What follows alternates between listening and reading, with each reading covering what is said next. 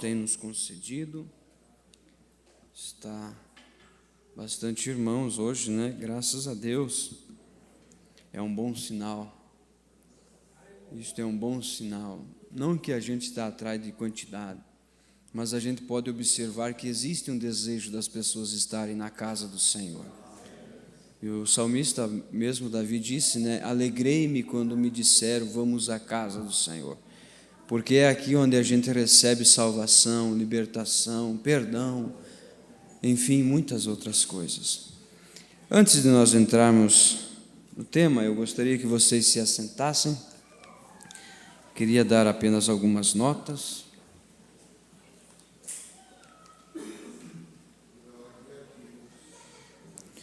Hoje, pela parte da manhã,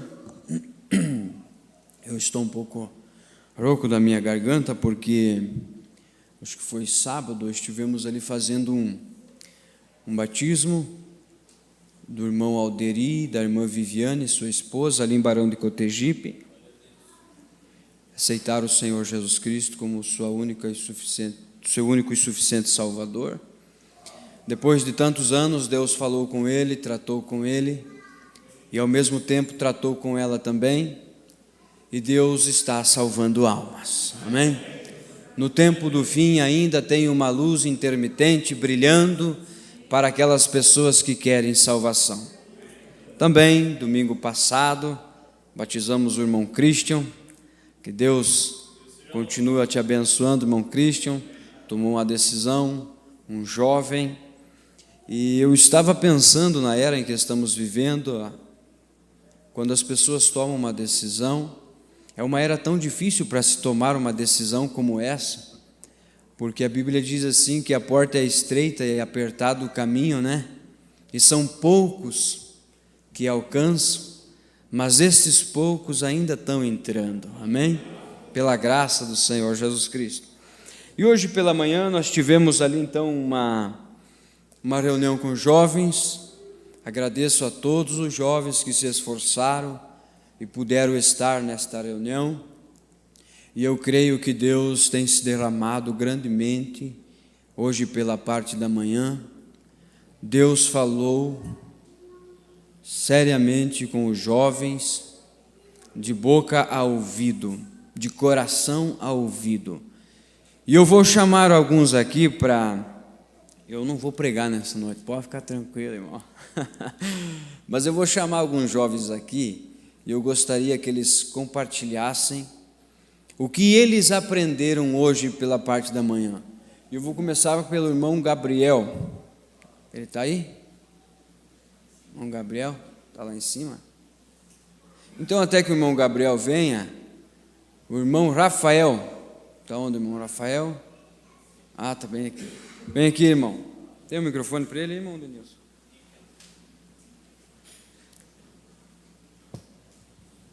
Quero que o senhor fale o que o senhor aprendeu hoje de manhã e o que marcou nessa palestra que tivemos pela manhã. 5 minutinhos. Deus abençoe a cada um. Amém. Hoje foi algo muito sobrenatural. Deus falou de uma forma tão tremenda conosco, e desde ontem, na verdade, eu observei o irmão Eliezer pregando, e ele falou a respeito de a gente ter uma decisão ali, principalmente na internet, né? A gente poder selecionar o que a gente quer ver, e a gente tem essa escolha, e isso faz a gente poder escolher passar pela porta estreita. E eu pensando sobre isso, até eu comentei com o pastor Ariel a respeito de que o diabo ele consegue esconder o que está atrás daquela porta bonita que ele abre. Ali, na verdade, está o inferno. E a gente pode escolher entrar por aquela porta ou não. E aqui isso me chamou muita atenção, exatamente por causa disso, né? Porque a gente tem esse poder de decidir, e como o senhor falou, de admitir o erro para Deus, não esperar a correção, acho que foi, né? A gente, que o senhor falou a respeito dos filhos ali, né? Eu achei aquilo muito interessante, a gente não esperar a correção de Deus, né? Não é bem essas palavras, como é que era? Entre escolher o conselho ou a correção. Isso, escolheu.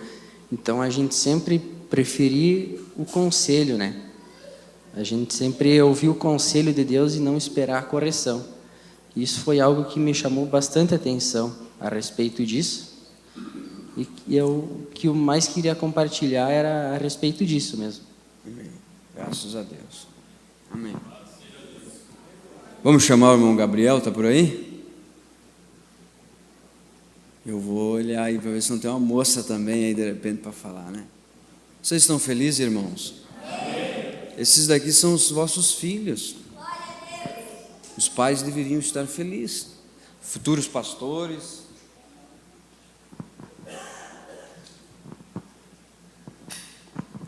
Que Deus continue abençoando a cada um dos irmãos. Então, hoje de manhã nós tivemos uma palestra ali muito produtiva. Acredito que para mim e para todos os jovens ali nós tivemos uma grande experiência do que nós escutamos sobre conselhos ali, né? Até o pastor deu uma boa enfatizada, né, nos dois caminhos do que devemos seguir. Então, é basicamente isso, né? Que o inimigo ele nos mostra a porta mais aberta, mas no final daquilo é condenação. Então, o próprio profeta diz, né, que estreita é a porta e apertado é o caminho que nos leva à vida eterna. Então, trouxe um argumento muito bom ali para os jovens, né? Creio que cada um ficou pensando, saiu dali pensando, né, as suas atitudes, o que deveria fazer. Então, e o profeta mesmo diz na mensagem, né, que a obediência a Deus é aquilo que mais te trará poder, é aquilo que te trará uma autoridade suprema sobre você, porque o irmão Brana ele diz na mensagem que nós não somos servos, né? Nós somos filhos e filhas, isto vai além de um anjo, de um arcanjo, e a hora que tu pede para Deus, Senhor, me perdoa, Ele estará ali, mas tu não pode voltar no erro novamente, né? Porque, que nem o pastor estava falando ali, que ele fica muito magoado com as nossas atitudes, e é realmente verdade, né? E deu a explicação de um pai ali, que um dia o filho chega lá e pede perdão, e no outro dia ele torna a fazer aquilo ali, magoa o coração de um pai. Imagina Deus, então, né? Então, é isso daí. O profeta diz na mensagem, né? Gosto de enfatizar bastante o profeta. E ele diz que os nossos pecados, nós estava destituído da glória de Deus, né? Que nós estava falando sobre pecados ali de manhã também, e tal. E o profeta ele diz assim que tinha um véu que separava nós de Deus. E quando Jesus Cristo ele se entregou naquele Calvário, no Gólgota ali, o profeta diz que aquele véu foi rasgado. E o irmão Brana disse: nunca foi tão fácil você se achegar a Deus, porque hoje um filho, uma filha de Deus, ele só precisa se ajoelhar na presença e ele clama ao Pai e o Pai o ouve. Amém. Amém? Graças Isso daí. a Deus. Deus abençoe.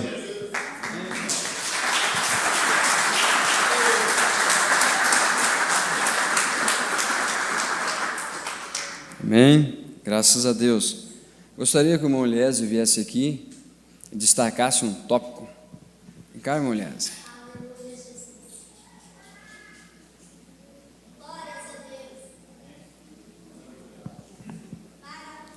Você crê que Deus pode descer nesta noite e revelar o que está no seu coração, irmão? É isso que nós queremos, né?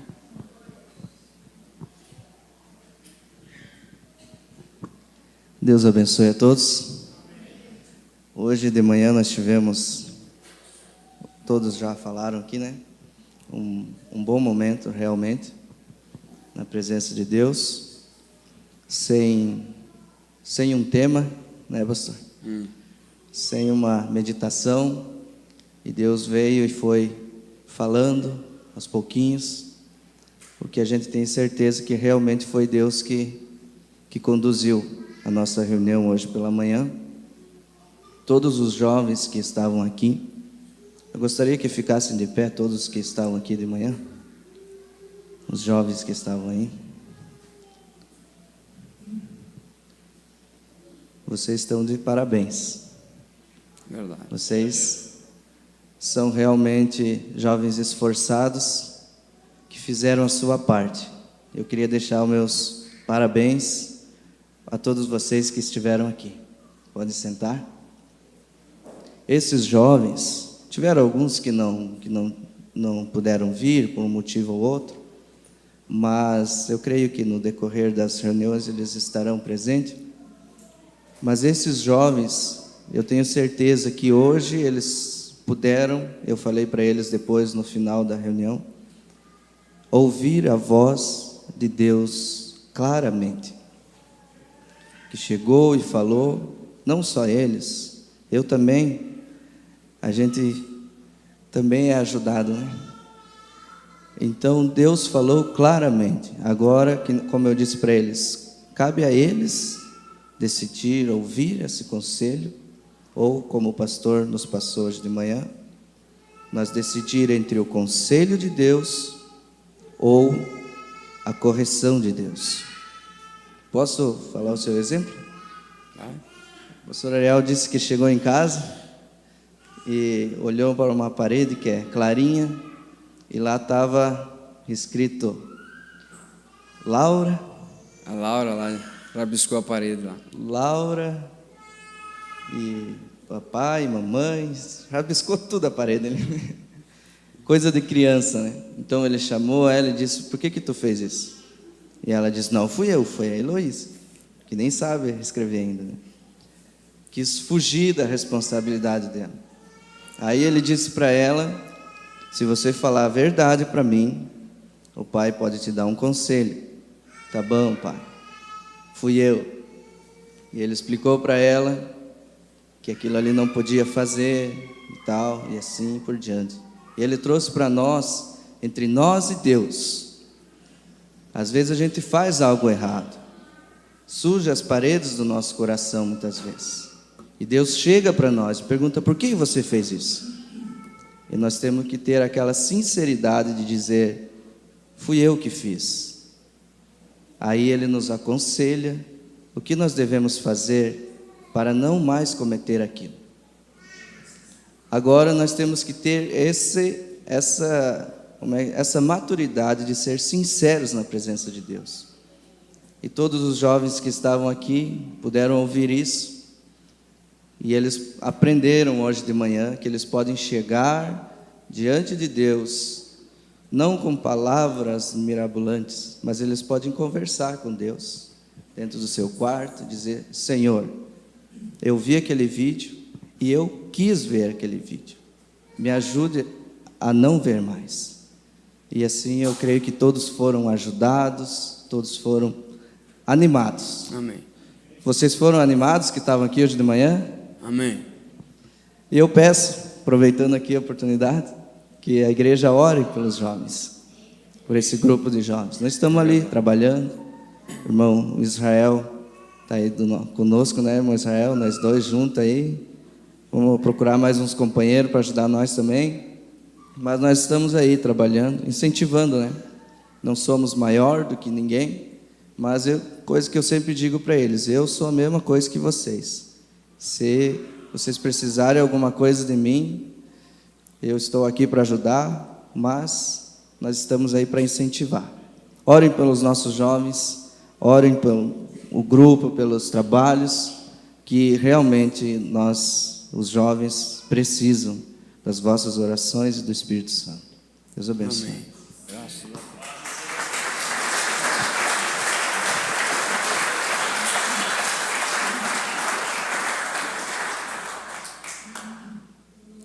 Eu não vou forçar as moças, mas tem alguém que gostaria de falar uma coisa hoje? O que você aprendeu hoje pela manhã? Tem uma corajosa aí no meio? Se tiver, pode se manifestar. Não tem ninguém? Mas é muito bom, irmãos. Hoje, pela parte da manhã, conversando com os jovens, a gente pode sentir um desejo no coração de cada um aquele desejo, Deus permite a gente ver aquele desejo de ser melhor, de olhar para eles e ver que realmente eles estão lutando para ser melhor. E eu penso que Deus olhando para nós, você ainda está aqui, você está lutando, você está insistindo.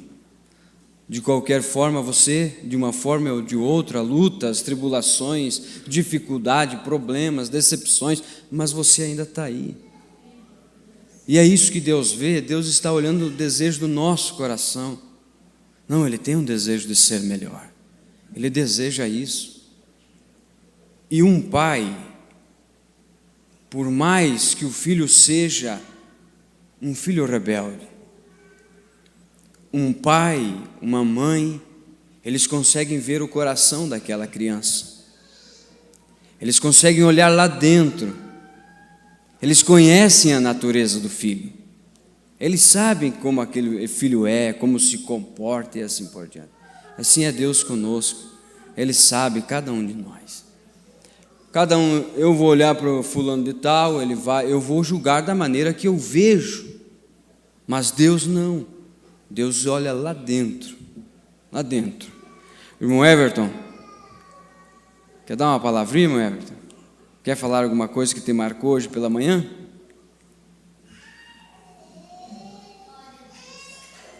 Vamos botar esses jovens para trabalhar aí.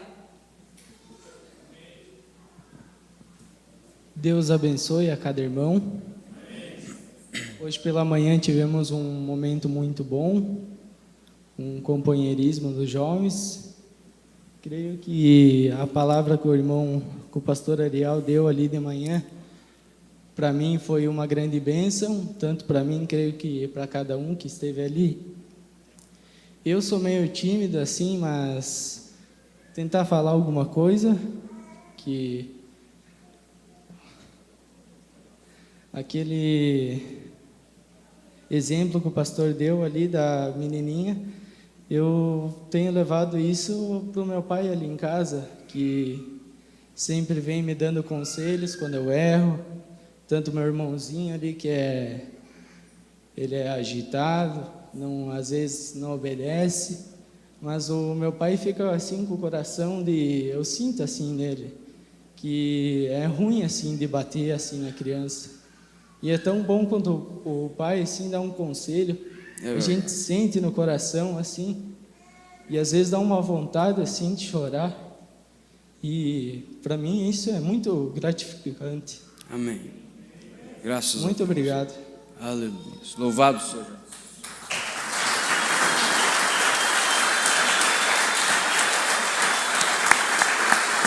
Louvado seja Deus. Grande é o Senhor Jeová, né?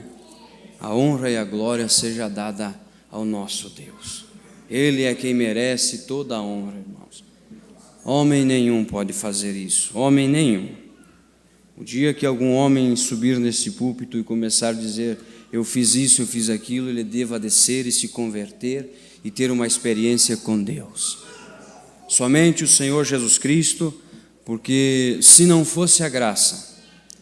Certa vez, Meda estava conversando com William Branham, estavam caminhando, e ela olhou para um homem, e aquele homem estava totalmente desfigurado, de bêbado, se não me falha a memória. E ela olhou para ele e disse, e esse tipo de pessoa, Billy, o que fazer com elas? Ele olhou para ela e disse, Meda, querida, se Deus, o Todo-Poderoso, tirasse as suas mãos de misericórdia de mim, eu seria pior que ele. A visão de um profeta, às vezes nós temos aquela visão de julgar, mas quando olhamos para cima, nós temos que olhar e dizer, se Deus tirar a sua mão de misericórdia de mim, eu me tornarei 100 vezes pior do que aquela pessoa.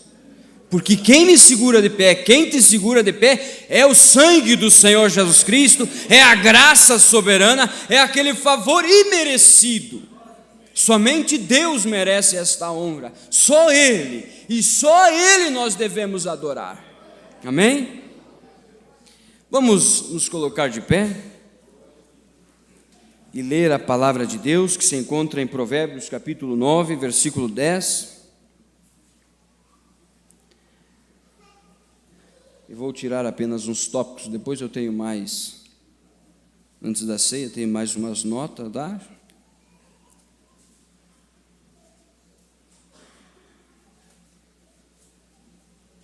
Apenas do que falamos a respeito de manhã, para que vocês fiquem a par do que foi tratado.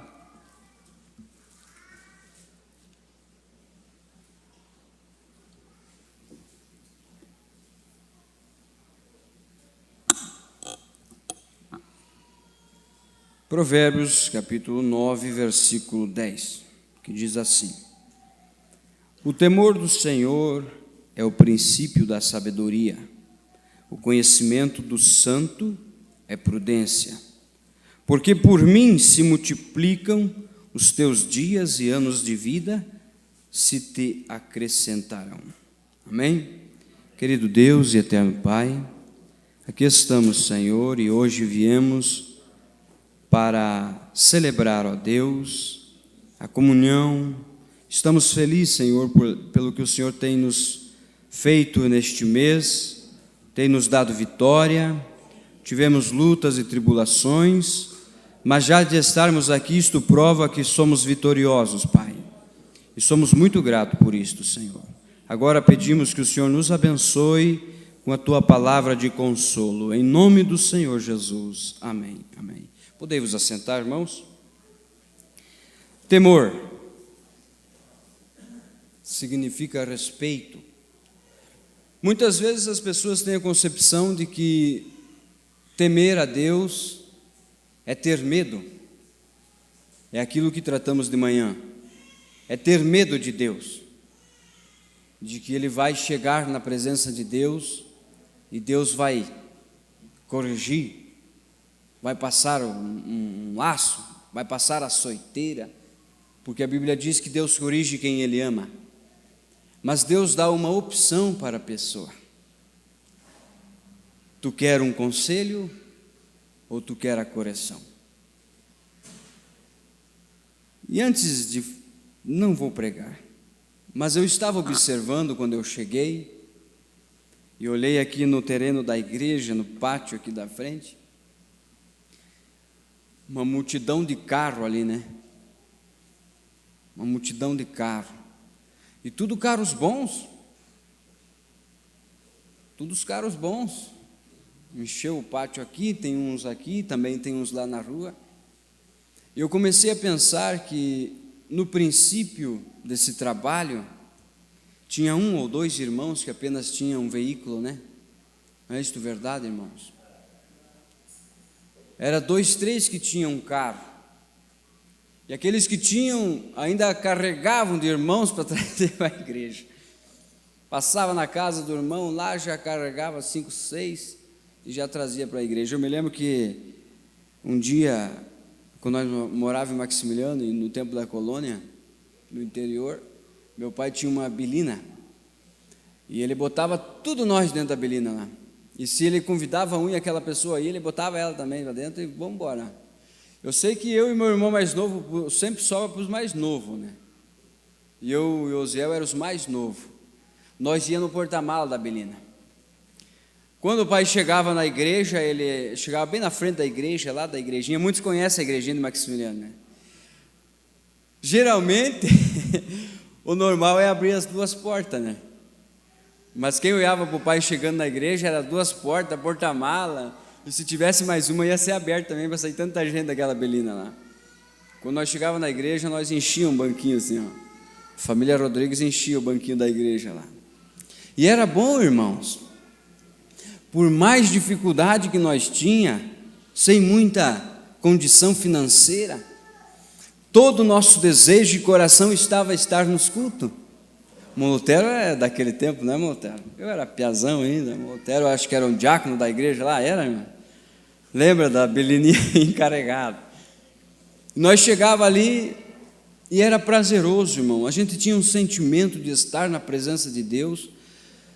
O líder de cântico não tinha muita instrução do que era música. O pregador também não tinha muita teoria, teologia, o conhecimento intelectual, mas quando assumia aquele púlpito, a gente podia ver Deus assumindo aquilo. Deus estava na frente do líder de cântico, Deus estava na frente do pastor que estava cuidando, Deus é que administrava o diaconato, nós podíamos ver Deus ali. Igreja pequena, povo pequeno, pessoas simples, humildes, mas se vocês soubessem, muitos daqui que estão aqui sabem e lembram disso, que Deus se derramava de tal maneira, que havia cura divina, havia libertação, havia salvação, e olha, poucos tinham condição. Tinha irmãos, eu posso dizer o nome, a irmã Lurdinha, morava no fim da cidade de Maximiliano, ela vinha a pé, nos cultos. Eu estava lembrando aqui agora, olhando para os veículos, olhando para essa igreja bonita, dá para se dizer um baita templo, né?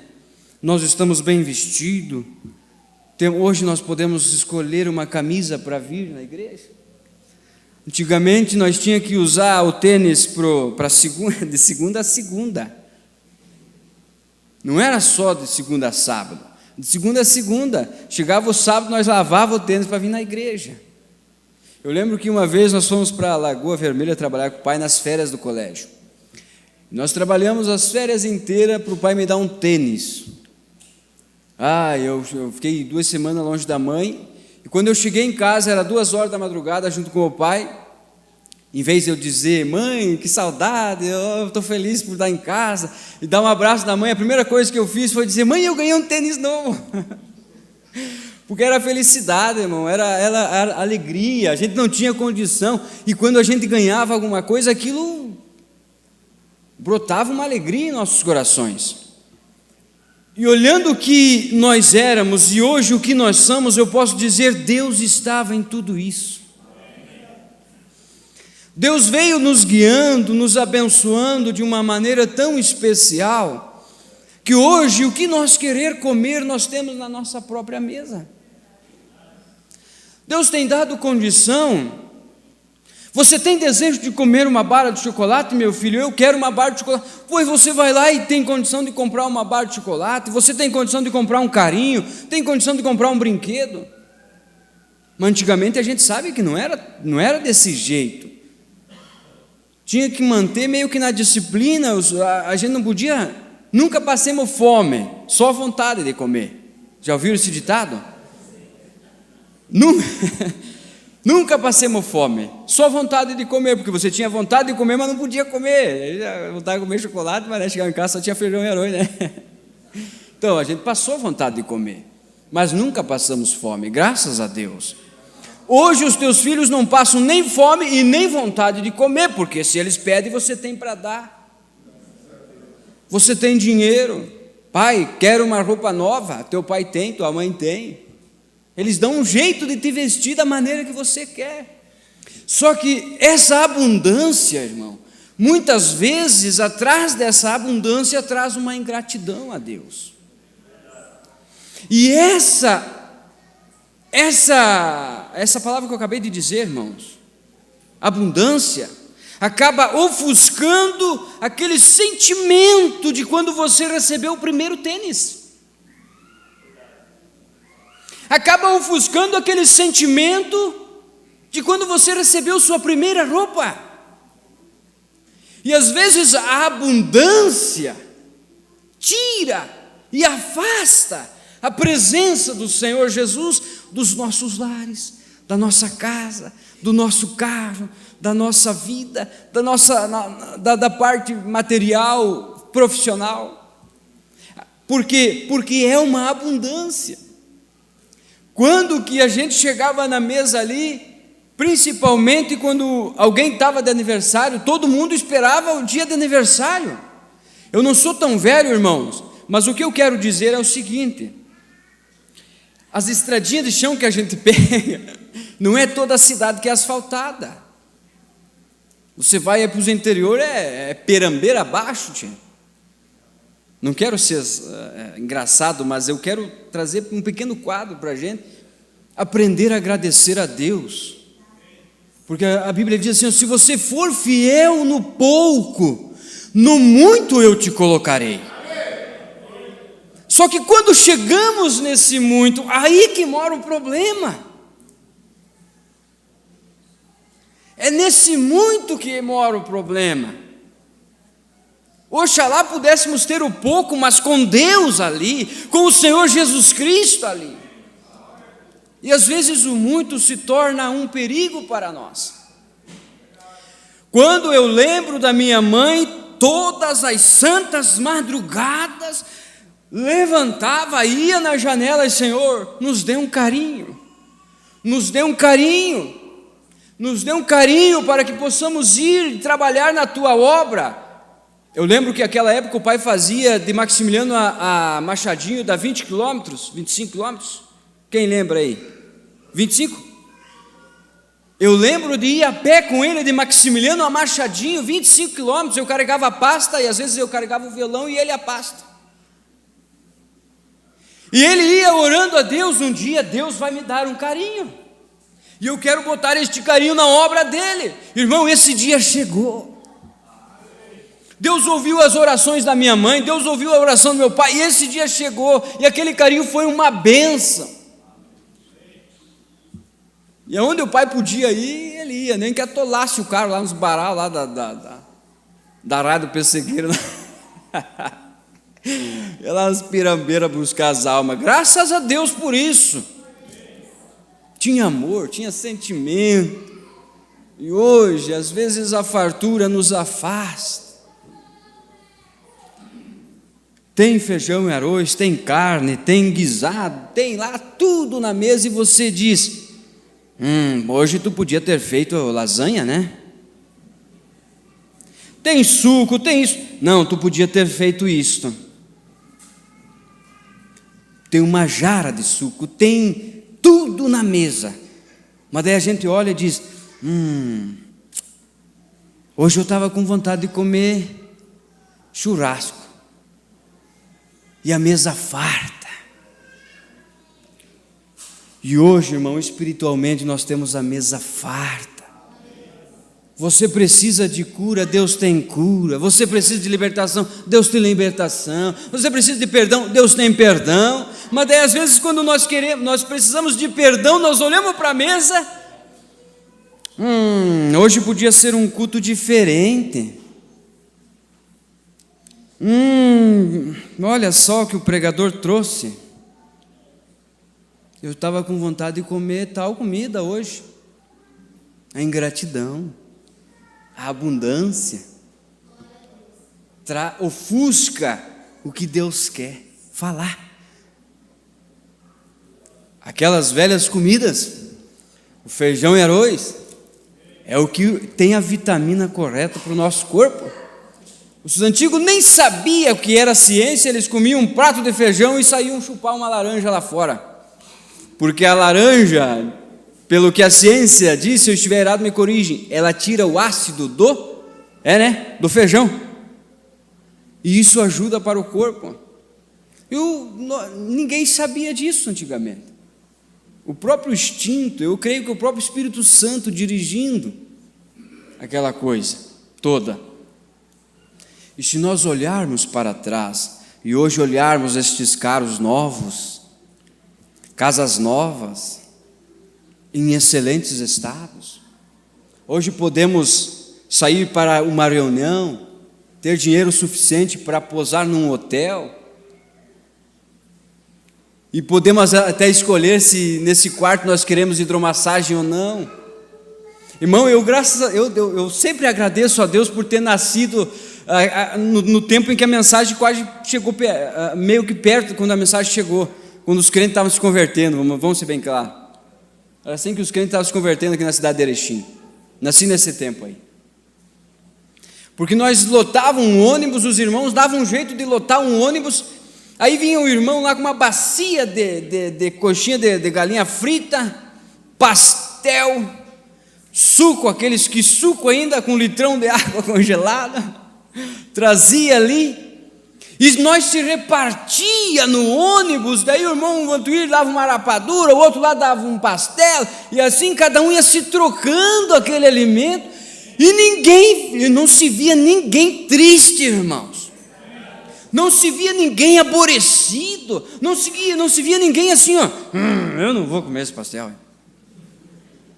Não, era alegria, era prazeroso, irmão, tinha tudo para ser bom. Eu estou falando porque vocês passaram por isso, é por isso que eu estou lembrando vocês. Era maravilhoso, e eu pergunto, Deus mudou? Eu pergunto, Hebreus 13:8, mudou? Não mudou, Deus é o mesmo. Ele é o mesmo ontem. O que Ele foi para nós naquela excursão que tinha que chegar numa cidade, lá tinha um pavilhão aberto lá, cada um trazia um colchãozinho, botava um do lado do outro lá, e era nenê chorando para tudo que é lado, mas ninguém estava preocupado com os nenês chorando, eles estavam preocupados com a reunião que ia surgir no outro dia. E ao sair da reunião, ninguém saía se queixando, o som está alto, o músico tocou isso, e papapá, o pregador, não, ninguém saía fazendo isso, todo mundo saía falando, que reunião, que experiência que eu tive, Deus falou comigo. A abundância ofusca a gratidão, aí você começa a ser ingrato pela mesa farta. Outro exemplo, e vou encerrar, eu gostaria de continuar nesse tema aqui, mas vou encerrar, porque hoje é o culto de ceia. Lá no interior que nós morava, o dono do interior era Bem-vindo. Então nós morava, quando me perguntava, nós moramos lá na colônia do Bem-vindo. Aí todo mundo ficava, Bem-vindo? Era o nome do homem lá. Mas dava uns 2 dias de sol, faltava água. O Jonas lembra disso, né? O que tinha? O Natanael também lembra. O que tinha naquele interior lá? Nós tínhamos uma carroça, tudo certinho, com a canga, só não tinha os boi. Tinha todos os equipamentos, mas não tinha os boi. E quando dava seca, nós tínhamos que buscar água com a carroça. Você lembra disso, Jonas? Quem que eram os boi? Era nós. Eu tinha que dar uma de boi lá para puxar aquela carroça para buscar água lá. Vamos dizer que o vizinho era que nem daqui no posto Max, mais ou menos, aqui, desse do Petit Village. E para subir, a carroça vazia até que ia bem, porque daí era puro moro, né? E nós forcejávamos. Só que eu quero dizer uma coisa, irmãos, que não era na antiguidade que não tinha como aqui nós ter uma junta de boi. Não, nós já estávamos vivendo nesse tempo moderno. Só que nós estávamos fazendo força em vão. Nós poderíamos ter pensado e comprado uma juntinha de boi para puxar água. Mas nós puxava a carroça, botava a canga do boi, um cada lado ali. Azar se tu ficar para trás, nós temos que sair correndo. E daí nós saíamos assim, era um planinho assim, e logo subia. E nós tínhamos que vir embalado daquele planinho para poder subir o moro lá, né? Eu gosto, lembranças boas, irmãos. E nós corria com aquela carroça lá, subia o morinho, depois ia lá, enchia os tamborzão de água lá, de 20, 30 litros cada um, botava em cima da carroça e vinha. E nós puxava, e nós tinha água para a semana, e aquilo era bom, era prazeroso. Mas, irmãos, o que eu quero trazer aqui, neste exemplo, é que às vezes a gente está forçando, puxando a carroça, quando não precisa ser puxada, quando não precisa ser forçada. Nós queremos forçar esta mensagem a fazer algo em nós. Nós queremos fazer por nós mesmos, mas nós temos uma mensagem. A mensagem da graça, o que o Espírito Santo já fez por nós, não é por força, nem por violência, mas é pelo meu Espírito. Não é forçando a carroça para buscar água, porque nós temos uma fonte que jorra para a vida eterna. Não desanime. Lucas 12:34, Lucas disse: não temas, ó pequeno rebanho. Não temas, ó pequeno rebanho. Deus esteve com vocês até aqui, Ele continuará guiando vocês até o final. Mas não deixa a abundância ofuscar a tua adoração de gratidão a Deus. Hoje você está aqui para participar da ceia do Senhor. É um motivo de agradecer a Deus por mais um mês de vitória, por mais um mês de vida, por mais um mês de perdão, de misericórdia, de graça que Ele tem nos concedido. É um motivo de agradecer a Deus. Não force, não vá, Ele já abriu o caminho, você só tem que crer, você só tem que ir, você só tem que caminhar, continua prosseguindo, foi o que o anjo disse ao profeta. Quando ele estava lá deitado em sua cama, e ele estava com as mãos assim atrás da cabeça, deitado em sua cama e meditando naquele hino, continua prosseguindo. E aí ele entra num transe, numa visão, não sei. E então ele entra além da cortina do templo e ele vê aquela multidão. E ele vê aquele povo gritando: precioso irmão Branham, precioso irmão, se você não tivesse ido, eu não estaria aqui, nós não estaríamos aqui. Nós precisamos prosseguir adiante. E este temor que nós falamos de manhã, não é ter medo de Deus. Deus tem a mesa farta para cada um de nós. Deixa Ele te guiar, deixa Ele te aconselhar. Não escolha a correção, escolha o conselho. O conselho evitará a correção. Na multidão de conselhos, o provérbio diz: a sabedoria. E sabedoria é melhor do que experiência, foi o que eu falei aos jovens hoje. Por que melhor que experiência? Porque experiência você tem que passar por aquilo, para saber que aquilo é errado. A sabedoria não, a sabedoria vai aprender com aquele erro, e não vai passar por aquilo. E é isso que Deus vem mostrando. Deixa eu perguntar, quantos aqui tiveram uma experiência de cura, todos estes anos da mensagem? Todas as mãos levantadas praticamente. Quantos tiveram uma experiência de libertação, um espírito errado, seja lá o que for? Muitas mãos levantadas. Quantos aqui Deus livrou de acidentes, de morte? Cada vez que você levantar a mão, se você dissesse obrigado, Senhor, isto seria suficiente. Todos estes anos Deus vem te guardando. A irmã Andréia testemunhou outro dia aqui, que estava com umas papeladas trancadas, e ela orava toda noite, não é isso, irmã?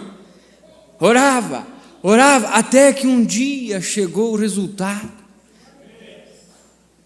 Até que um dia Deus chegou na nossa vida, até que um dia Deus chegou na tua casa, no teu lar, abençoou tua família, te prosperou, te deu um carro bom, te deu um filho bom, uma filha com saúde, um filho com saúde, uma família perfeita,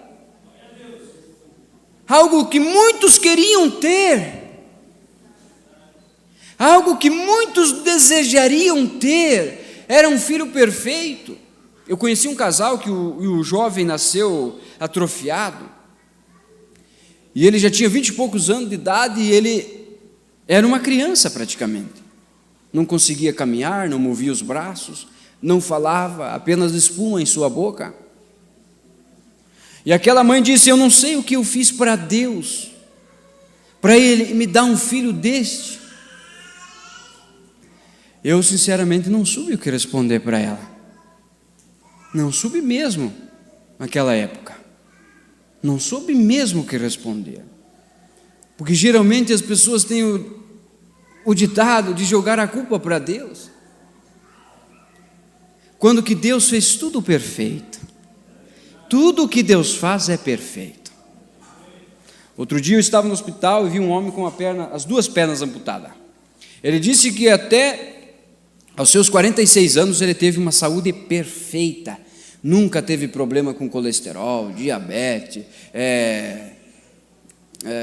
problema de coração, catarata, nunca. Ele era um homem perfeito, fazia exames de sangue, estava tudo perfeito. De repente deu, como é que chama aquela doença? É trombose?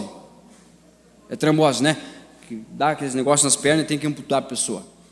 Deu aquilo ali nele, e ele estava lá no hospital me falando, eu tenho 3 casas alugadas, todas as 3 são de 2 pisos, em bom estado, alvenaria, tudo. Tenho 2 carros na garagem, todos eles em bom estado, e tenho uma casa que eu moro. Eu praticamente vivo só dos aluguel. Mas eu daria tudo isso se eu voltasse a caminhar de novo. Eu pensei, Deus, obrigado, Senhor. Eu nasci, eu não tinha muito dinheiro e também não tenho hoje, mas eu sei de uma coisa, eu tenho um lar, eu tenho vida eterna, eu tenho salvação, eu tenho perdão dos meus pecados. Obrigado, Jesus. Aquilo me trouxe um sentimento de gratidão em meu coração e eu pensei, obrigado, Jesus. Tanto dinheiro, tanta riqueza, dinheiro estocado no banco, tanto carro bonito e novo, mas para quê? Se hoje Deus pedir a tua alma, para que fim ela terá? Mas compensa nós permanecermos no caminho do Senhor Jesus Cristo, mesmo sem carro, mesmo sem casa, mesmo sem muitas vezes condição de comer o que queremos comer, mas nós temos certeza de esperança de glória.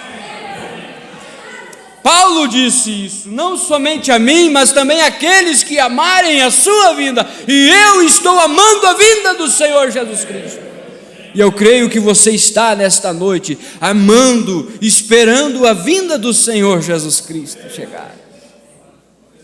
Mas o que eu quero transmitir, é dizer para você, seja grato, no mínimo, e Deus te colocará no máximo. Seja grato. Obrigado, Jesus. Obrigado, Senhor. Obrigado pela vida, obrigado pelo filho, obrigado por esse feijão e arroz. Obrigado, Senhor, pelo dia ensolarado de 40 graus, que você pouco ouve as pessoas agradecendo. Que sol quente, está terrível hoje, mas obrigado, Senhor, por este sol. Obrigado, Senhor, pelo frio. Tudo tem um propósito. Você sabia que a planta precisa do frio para poder trazer a fruta na estação certa? O frio é necessário vir e fazer com que a vida da planta seja retraída nas raízes, para que quando o sol da justiça brilhar, a primavera vir, ela possa vir brotando e vindo uma vida nova. Glória a Deus por isso. Tudo Deus tem um propósito. Aí você olha, uma porta se fechou, mas Deus tem um propósito nisso. Você olha, uma doença surgiu, Deus tem um propósito nisso. Mas que propósito? Eu estou doente, mas Deus é curador. Este é o propósito de Deus: curar, salvar, libertar, perdoar. Precisamos agir como filhos de Deus. Estamos nesta caminhada, estamos caminhando adiante, e nós não queremos. Eu vou dizer isto, é o que eu penso, irmão Carlos.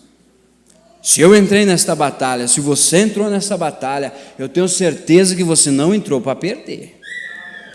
Muito menos eu.